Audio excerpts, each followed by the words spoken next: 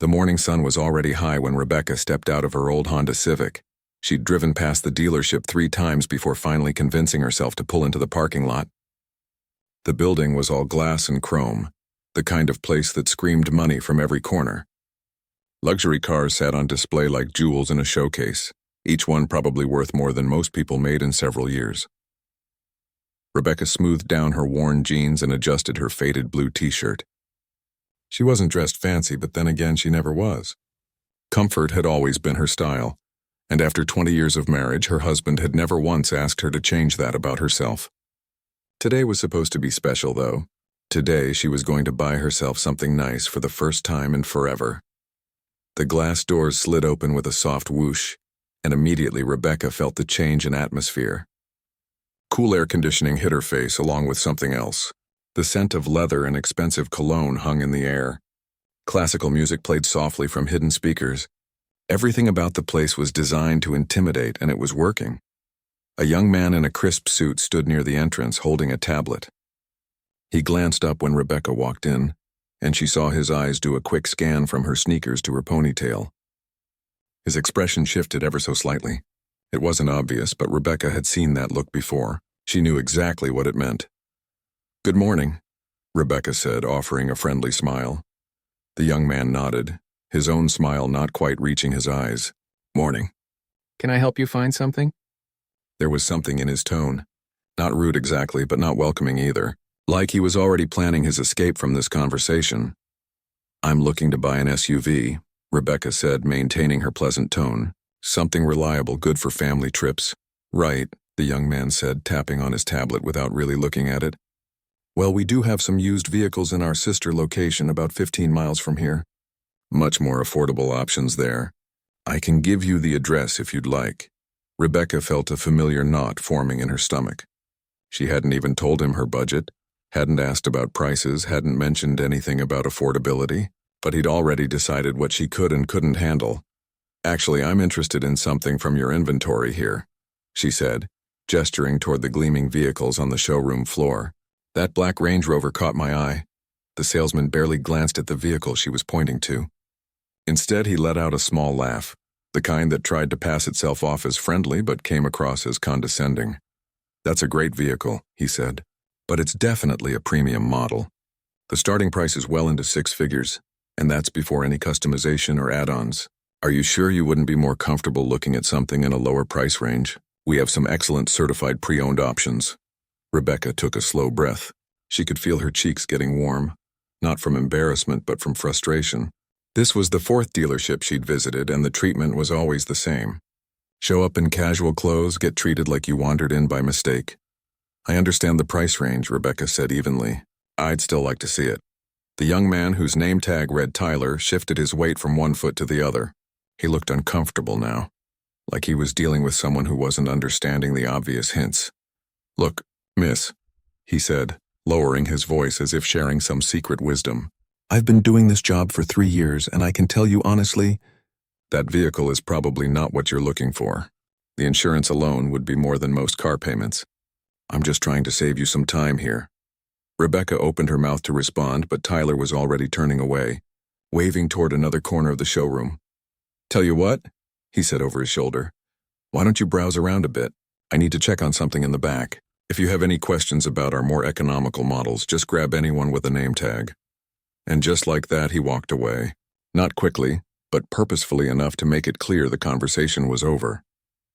Rebecca stood there for a moment, alone in the middle of the gleaming showroom, surrounded by cars worth more money than she could carry in cash, but apparently not worth a salesman's time.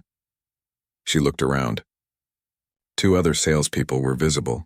One was a woman in her 40s, impeccably dressed in a navy pantsuit, helping a couple who had arrived after Rebecca. They were being offered coffee and shown brochures with great enthusiasm. The other was an older man in a gray suit, laughing loudly with a customer by a silver sedan, both of them holding glasses of what looked like champagne. Nobody was looking at Rebecca. She could leave. Part of her wanted to. The embarrassment was real, even if she knew it shouldn't be. But another part of her, the stubborn part that had helped her get through difficult times, refused to back down. She had every right to be here, She had the means to buy any car in this building. The fact that she didn't look the part wasn't her problem. Rebecca walked slowly toward the Range Rover, her footsteps quiet on the polished floor. Up close, the vehicle was even more impressive. The black paint looked like liquid glass. The interior was cream leather, pristine and inviting. She peered through the window, imagining herself behind that steering wheel, driving up to the mountains for a weekend getaway. "Excuse me?" Rebecca turned to find the woman in the navy suit standing a few feet away. Her expression was professional but guarded, the kind of look that service workers perfect over years of dealing with all types of people. "Yes?" Rebecca said hopefully. "I'm sorry, but that vehicle is currently on hold for a client," the woman said smoothly. "We're expecting them to finalize the purchase this afternoon. Is there something else I can show you?" Rebecca blinked. There was no sold sign on the car, no paperwork visible through the windshield, and even if there had been, why would that stop someone from showing her the model, discussing features, or seeing if another one could be ordered? "On hold," Rebecca repeated. "That's correct." The woman's smile was plastic now. "But we do have some lovely certified pre-owned vehicles in our secondary lot. Much more practical for everyday use. I'd be happy to walk you over there if you'd like." There it was again. That assumption. That judgment. All based on what? Her clothes, her car? The fact that she wasn't dripping in designer labels and expensive jewelry? Rebecca felt her patience starting to wear thin, but she kept her voice calm. "I appreciate that, but I'm specifically interested in purchasing a new Range Rover. If that one is on hold, surely you have others available or can order one." The woman's smile tightened. "A new Range Rover is quite an investment. Have you had a chance to review the pricing? Because I'd hate for you to go through the entire process only to discover it's outside your budget. We see that happen quite often, and it's uncomfortable for everyone involved." The words landed like small slaps, each sentence carefully constructed to sound helpful, while actually being insulting. Rebecca had dealt with subtle discrimination before, but this was becoming less subtle by the minute. "I'm aware of the pricing," Rebecca said quietly, "and I'm prepared to make a purchase today." The woman studied her for a long moment, and Rebecca could almost see the calculations happening behind her eyes. Was this worth her time? Was there any chance this casually dressed woman could actually afford a $100,000 vehicle? Finally, the woman sighed, a small sound that conveyed exactly how she felt about this situation. "All right, let me get some information from you, and we'll see what we can do. But I should mention, our financing approval process is quite thorough.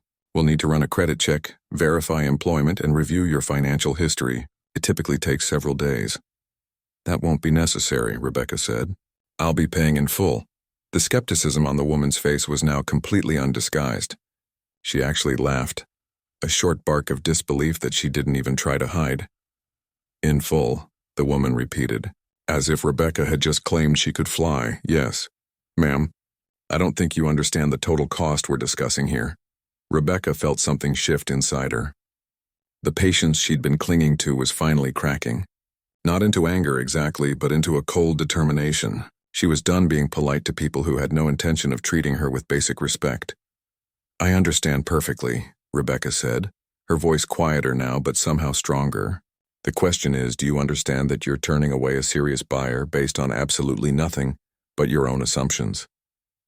The woman's face flushed slightly, but she recovered quickly, straightening her shoulders and adopting an even more professional tone that somehow felt even less genuine. "I'm simply trying to manage expectations and ensure we're all on the same page before wasting anyone's time. If you're serious about this, I'll need to see proof of funds before we proceed any further.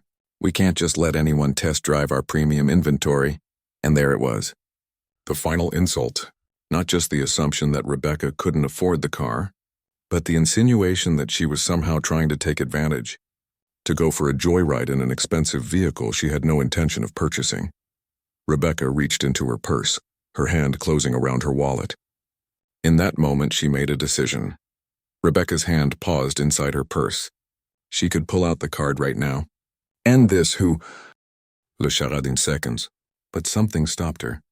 Maybe it was pride. Maybe it was curiosity about just how far this would go. Or maybe she just wanted to give these people one more chance to do the right thing. She pulled her hand out empty and looked the woman directly in the eyes.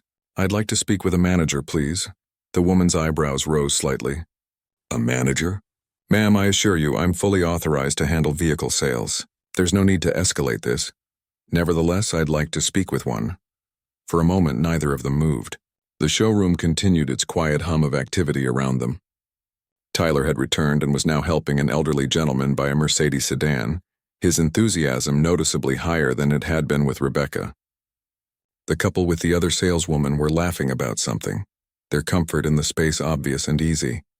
The woman in the navy suit finally nodded, her jaw tight. Fine. Please wait here. She walked away toward a glass-walled office at the back of the showroom, her heels clicking sharply against the floor. Rebecca could see her through the glass, speaking to a man in his 50s, wearing an expensive-looking suit.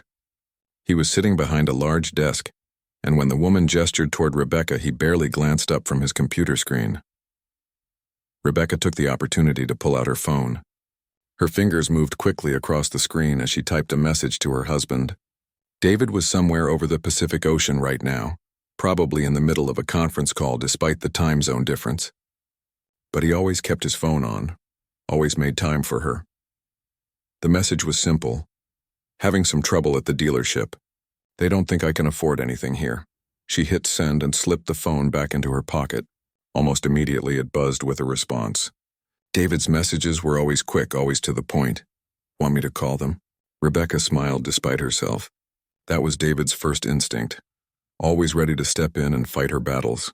But she'd been fighting her own battles long before she met him, and she wasn't about to stop now. Not yet, she typed back. Let's see how this plays out. I'm here if you need me. Love you. The simple message warmed her. 20 years together, and he still made her feel seen, valued, and supported. Even from 30,000 feet in the air, halfway around the world. The manager was approaching now, the saleswoman following a step behind. His expression was carefully neutral, the face of someone who'd handled countless complaints and learned to show nothing until he understood the situation. Good morning, he said, extending a hand. I'm Richard Thornton, general manager here at Prestige Motors. I understand there's been some confusion. His handshake was firm but brief, the kind that checked a box without conveying any real warmth. Rebecca noticed he'd said, confusion rather than problem, a careful word choice that suggested this was all just a misunderstanding, rather than an issue with his staff's behavior. There's been no confusion, Rebecca said calmly. Your staff has made it very clear that they don't believe I'm a serious buyer.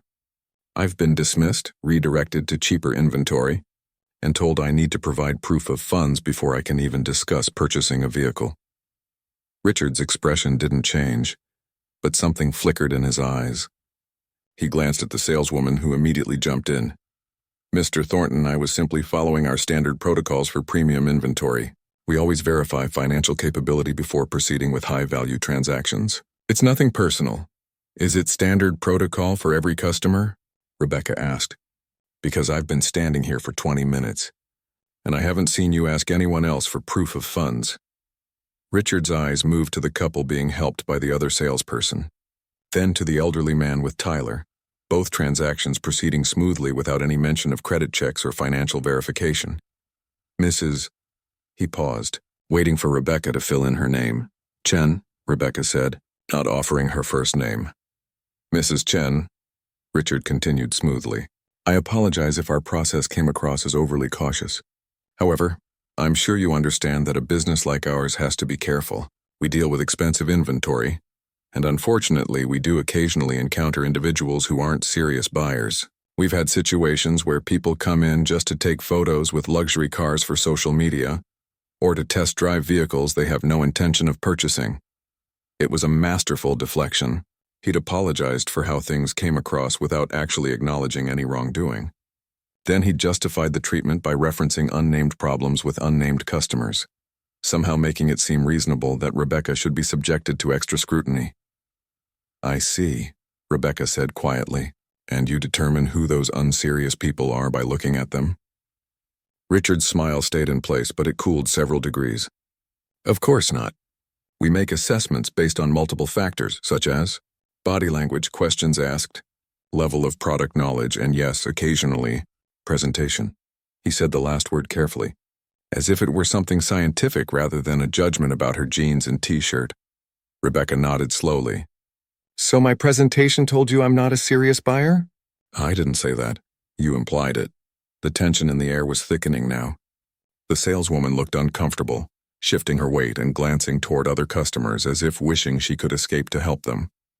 Tyler had noticed the conversation and was watching from across the showroom, his earlier confidence replaced with obvious concern. "Mrs. Chen," Richard said, his tone becoming firmer. "I'm trying to resolve this situation professionally, but I have to be honest with you. The vehicle you're interested in is a significant purchase. If you're genuinely in the market for a Range Rover, I'm happy to help facilitate that sale, but I will need to verify financial capability. That's not negotiable. It's company policy, and it protects both you and us from wasting time on transactions that can't be completed." There it was again. The assumption wrapped in policy, making it seem like this was just business, nothing personal, certainly nothing discriminatory. Rebecca felt her phone buzz in her pocket again. Probably David checking in, but she didn't reach for it. She was too focused on the man in front of her, on the woman standing beside him, on the entire situation that had somehow become a test of her worth.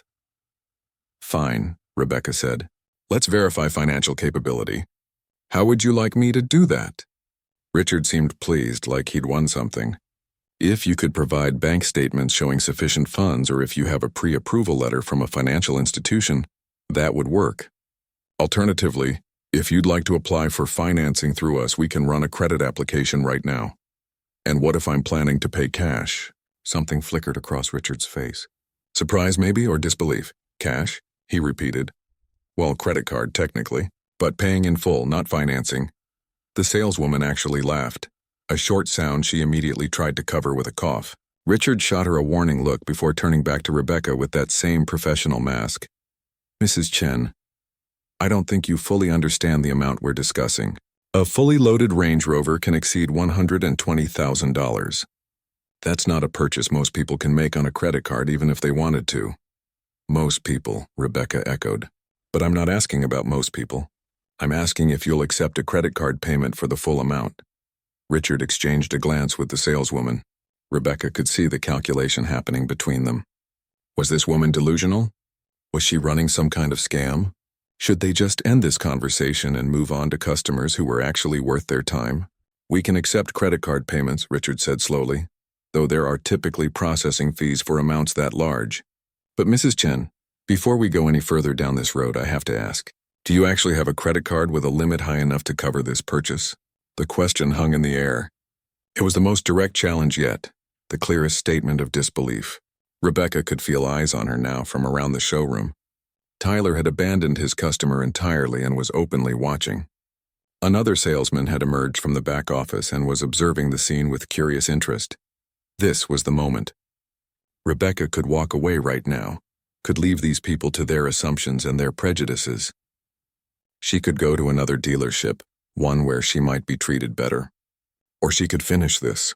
Her phone buzzed again. Insistent now. "Excuse me for just one moment," Rebecca said. Pulling out her phone, David's message was in all caps. "Rebecca, call them. Let me call them. Don't let them treat you like this." A second message followed immediately. "I can have our attorney on the phone in 5 minutes. This is discrimination." Rebecca looked up at Richard and the saleswoman, both watching her with barely concealed impatience. She could see what they were thinking. That she was stalling, that she was about to make up some excuse to leave, that they'd been right about her all along. She typed quickly. "Almost done here. Don't worry. I've got this." David's response was immediate. "If you're sure. But I'm one call away." Rebecca pocketed her phone and looked at Richard with a calm she didn't entirely feel. "To answer your question, yes, I do have a credit card that will cover this purchase. Now can we please stop talking about my ability to pay and actually discuss the vehicle I came here to buy?" Richard's professional mask slipped just slightly. He was annoyed now, she could tell. Annoyed that this woman in her casual clothes was taking up his time, making a scene, disrupting the smooth operation of his dealership. "All right," he said, his tone making it clear this was his final concession. "Let's go to my office.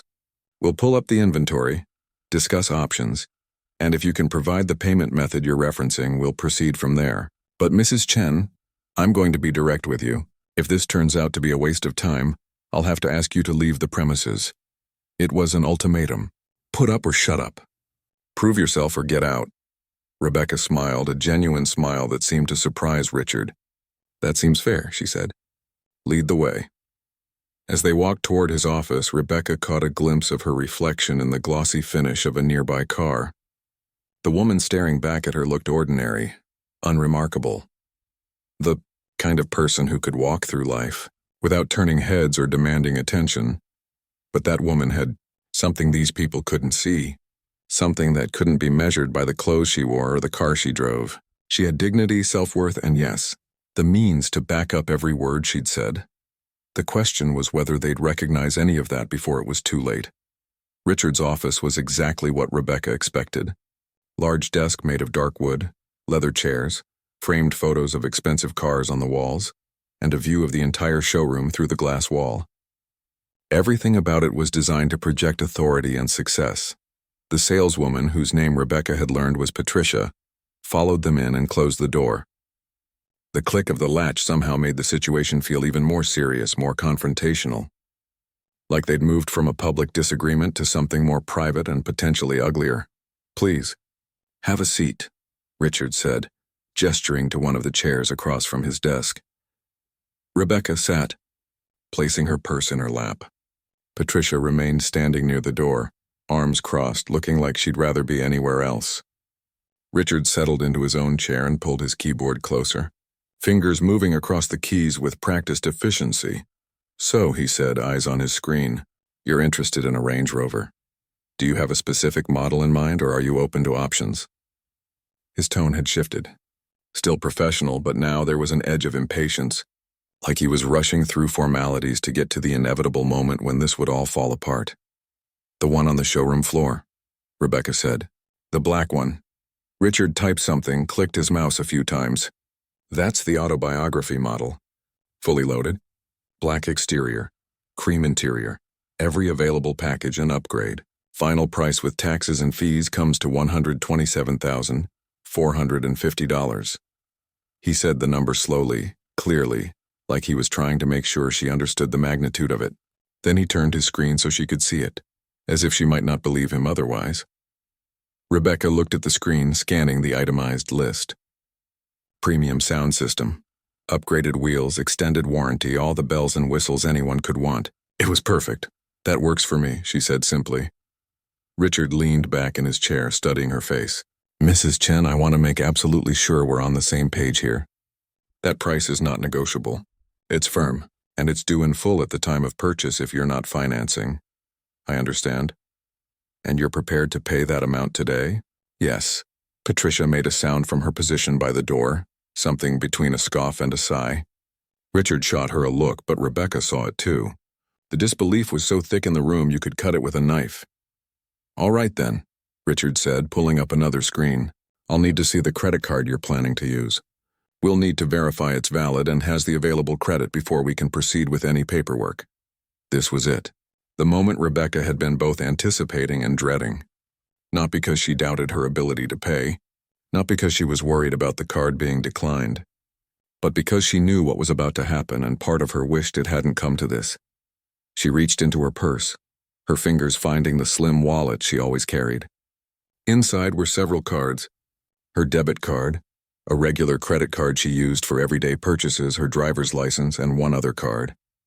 The one David had given her years ago, insisting she keep it even though she rarely used it. Rebecca pulled out the card and held it for a moment.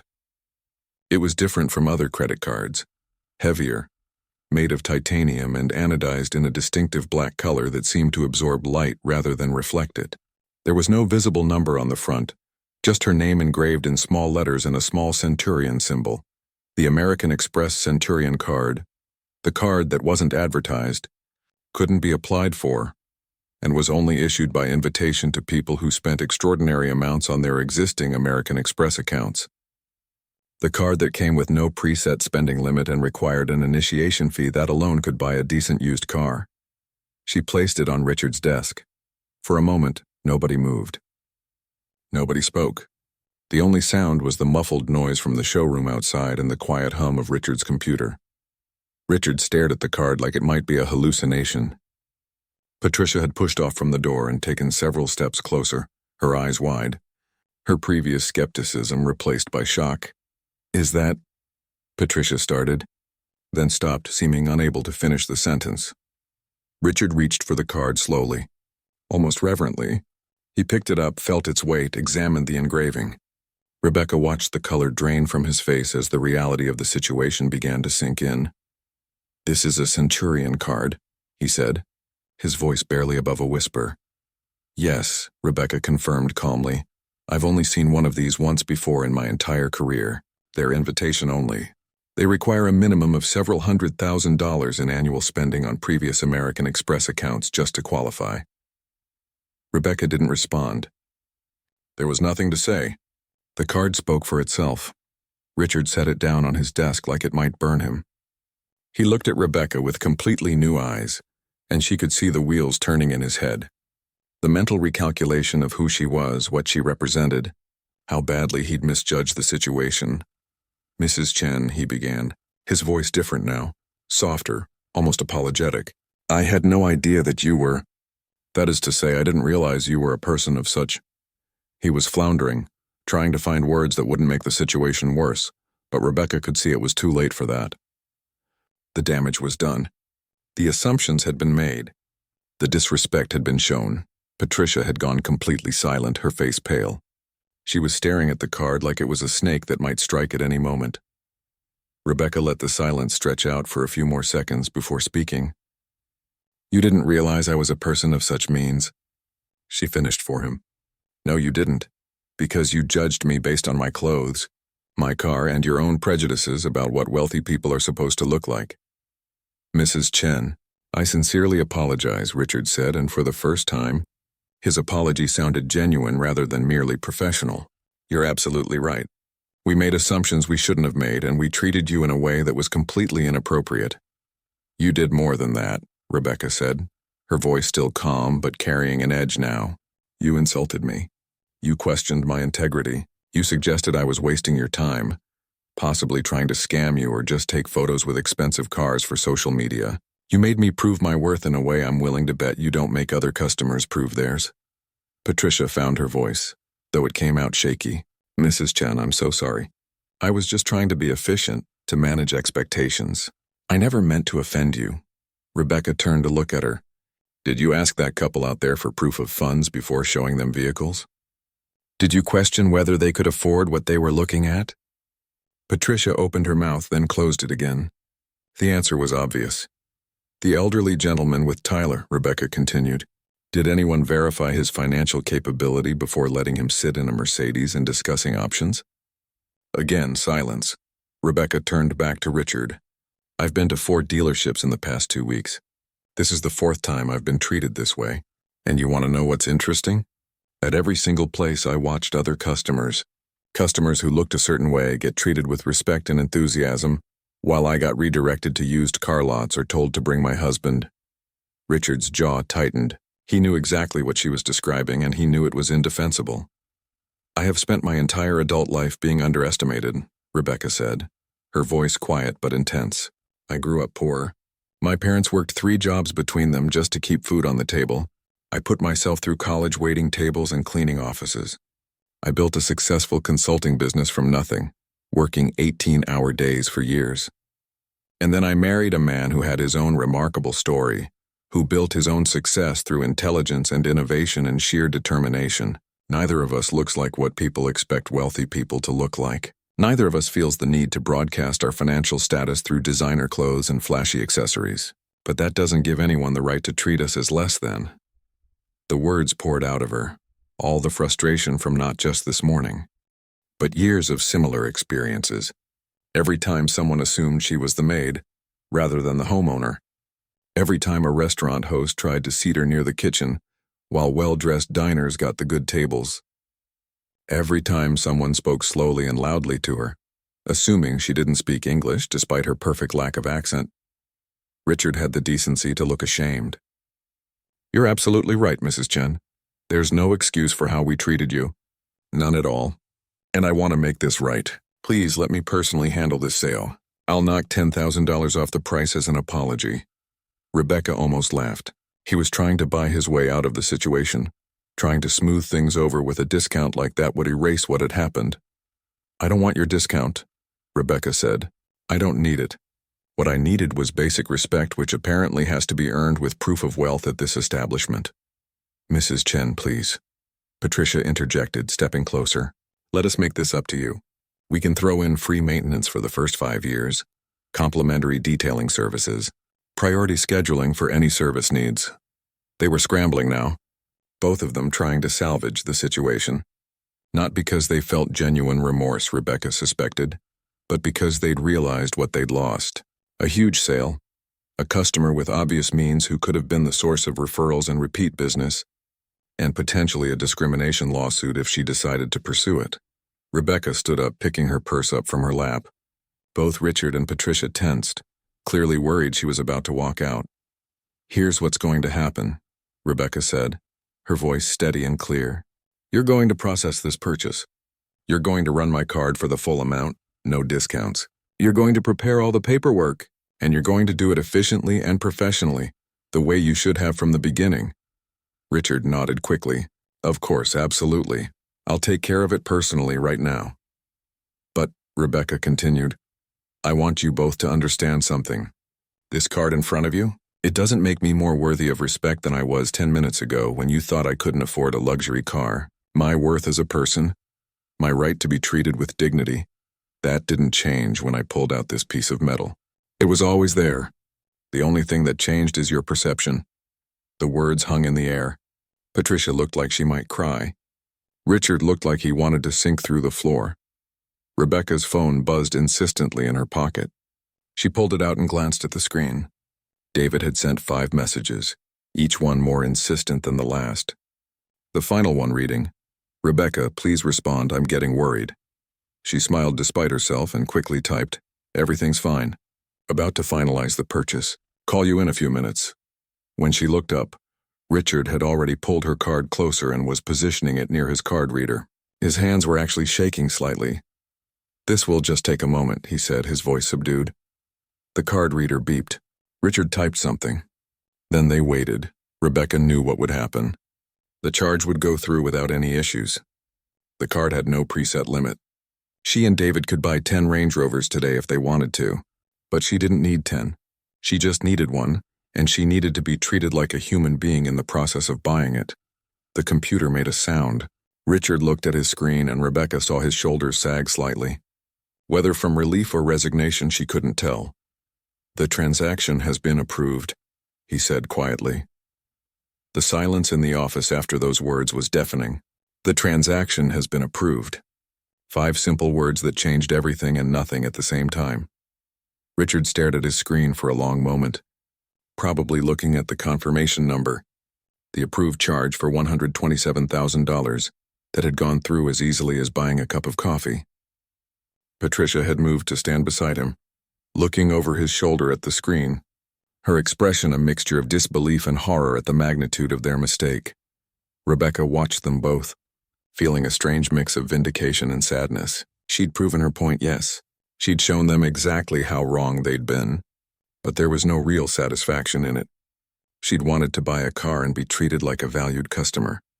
Instead, she'd had to fight just to be seen as human.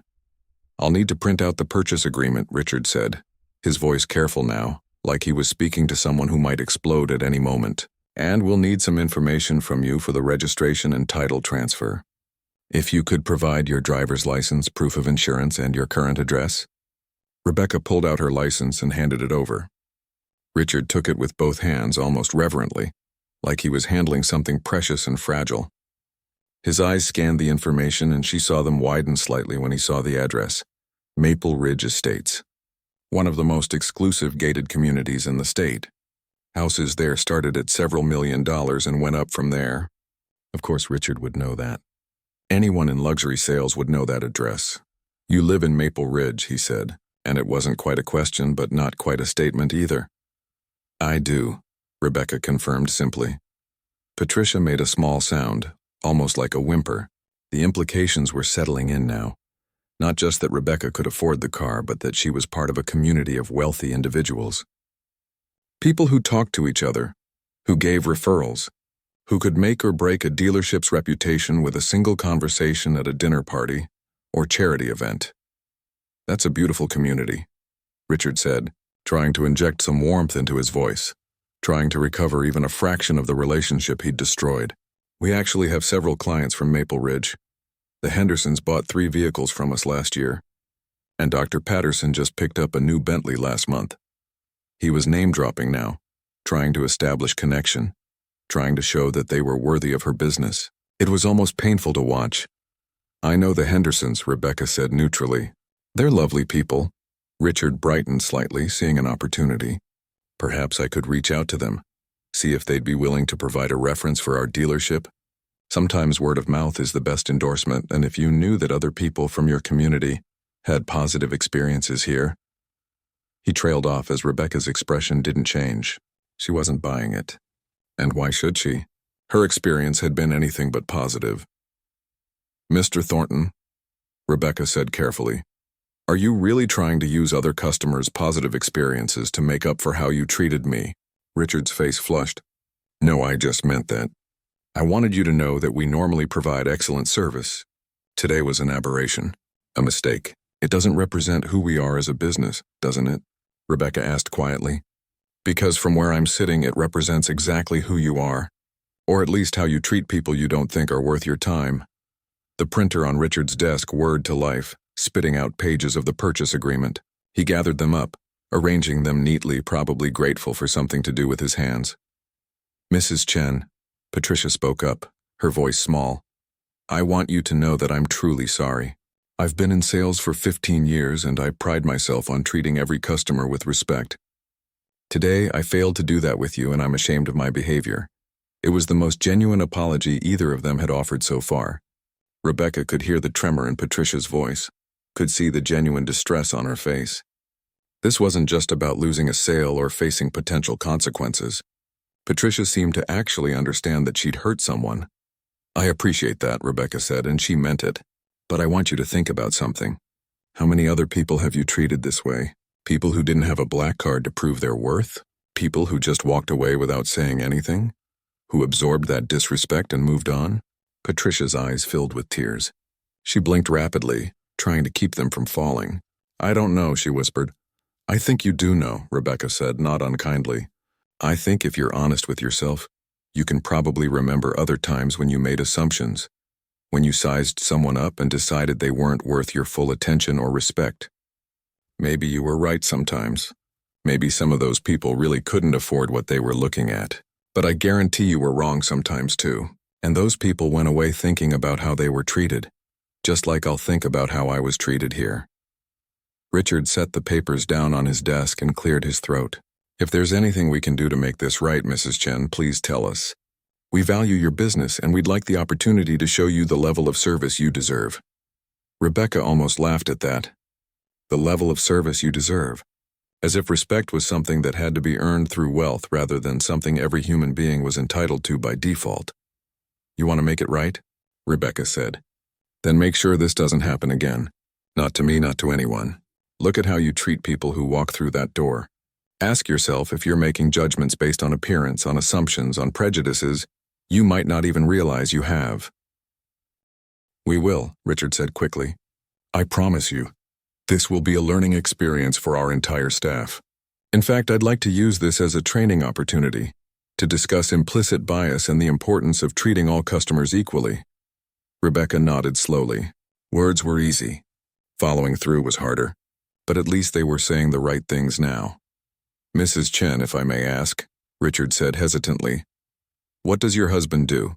I ask only because, well, the Centurion card is quite exclusive, and I'm curious about... He stopped when he saw Rebecca's expression harden. You're asking what my husband does, Rebecca repeated. Not what I do. You want to know about his success, his wealth, his achievements. Even now, after everything, you're assuming my worth comes from him. Richard's face went pale. That's not what I meant. I know what you meant, Rebecca said. And that's part of the problem. You see a married woman with wealth and you automatically assume it's her husband's wealth. Did it occur to you that I might have my own career? My own success? Or are you so locked into your assumptions that you can't even conceive of that possibility? I'm sorry, Richard stammered. You're absolutely right. That was inappropriate of me to ask. Rebecca softened slightly. This wasn't about punishing them endlessly. It was about making them see, really see, how their biases affected their behavior. For your information, she said, my husband is indeed very successful. He's a tech entrepreneur who built his company from the ground up, but I'm also successful in my own right. I spent 15 years building a consulting firm that I sold 3 years ago for more money than most people see in a lifetime. The card in my wallet? I qualified for it based on my own American Express account, my own spending, my own financial profile. David has his own card. We're both card holders in our own right. Both Richard and Patricia looked stunned by this information. They'd probably assumed she was a housewife living off her husband's success, spending his money. The idea that she was independently wealthy, that she'd built her own fortune, clearly hadn't entered their minds. That's incredible, Patricia said softly, and I'm sorry for assuming otherwise. Rebecca's phone buzzed again. She glanced at it quickly. David had sent a photo of himself on what looked like a private jet, holding up a sign he'd clearly just made that read, I'm proud of you in large letters. Despite everything, Rebecca smiled. She typed back, almost done here. They approved the charge. Car is mine. David's response was immediate. Good. Now come home and let me take you out to dinner. You deserve it. Rebecca looked up to find both Richard and Patricia watching her, waiting to see what she would do next. The purchase agreement sat on the desk between them, ready to be signed. The car was technically already hers. The money had been charged and approved. All that remained were formalities. Let's finish the paperwork, Rebecca said. I'd like to take my car home today. Richard nodded eagerly and began walking her through the documents. His explanations were thorough now, professional, the kind of service she should have received from the beginning. He pointed out every clause, every detail, making sure she understood what she was signing. As Rebecca signed her name on each page, she noticed movement through the glass wall of the office. Other salespeople had gathered, pretending to work but clearly watching the situation unfold. Tyler was there, looking worried. The couple who'd been getting such good service earlier had left, their sale apparently completed. A few other customers browsed the showroom, unaware of the drama that had played out. The vehicle is detailed and ready to go, Richard said as she signed the final page. We'll just need to transfer the temporary plates and provide you with all the documentation for registration. That should take about 15 minutes. That's fine, Rebecca said. Richard stood holding the completed paperwork like a trophy. I'll get this processed right away. Patricia, would you mind getting Mrs. Chen some coffee or water while she waits? We have a lounge area that's much more comfortable than my office. Patricia nodded quickly. Of course, Mrs. Chen, if you'd like to follow me. Rebecca stood, collecting her license and credit card from the desk. Richard handed back the credit card with both hands like he was returning something sacred. In his world, perhaps it was. As they left the office, Rebecca noticed how the energy in the showroom had changed. People were looking at her differently now. Tyler actually stepped forward, like he might try to talk to her, but then seemed to think better of it and stayed where he was. Patricia led her to a small lounge area Rebecca hadn't noticed before. It was tucked in a corner, furnished with leather sofas and chairs, a coffee station, and a large television playing what looked like promotional videos for various car models. Please, make yourself comfortable, Patricia said. Can I get you anything? Coffee, tea, water, soda? Water would be nice, thank you, Rebecca said, settling into one of the chairs. Patricia hurried away, returning moments later with a bottle of expensive imported water and a glass with ice. She set them down on the table in front of Rebecca with the care of someone handling fine china. Mrs. Chen, Patricia said, hovering uncertainly. I know I've already apologized, but I want to say again how sorry I am. You're right about everything you said. I do make assumptions. I do judge people based on how they look. And I need to stop doing that. You've taught me an important lesson today, even though I wish I'd learned it in a way that didn't involve treating you so poorly. Rebecca looked up at her, seeing the genuine regret in her face. Patricia, can I ask you something? Of course. Why did you assume I couldn't afford the car? What specifically made you think that? Patricia hesitated, clearly uncomfortable with the question. But to her credit, she answered honestly. Your clothes were casual. Not cheap, but not designer either. Your car in the parking lot is old. You weren't wearing any jewelry except a simple wedding band. You didn't carry yourself with the kind of confidence we usually see from wealthy clients. And honestly, you looked approachable, friendly, normal. Wealthy people, in my experience, usually have this air about them. They expect to be catered to. You didn't seem to expect anything. It was a remarkably honest answer, and it revealed so much about the assumptions that drove Patricia's behavior.